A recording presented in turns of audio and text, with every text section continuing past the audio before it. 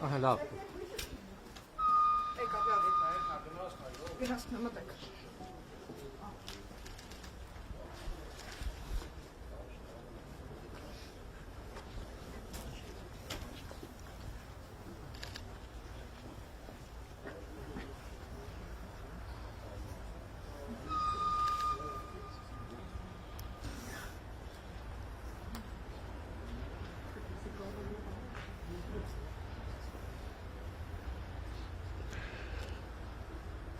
Այսօր տարածաշրջանում փոխվստահության ամրապնդման եւ խաղաղության օրակարգի առաջմղման ուղղությամբ նշանակալի իրադարձություն է տեղի ունենում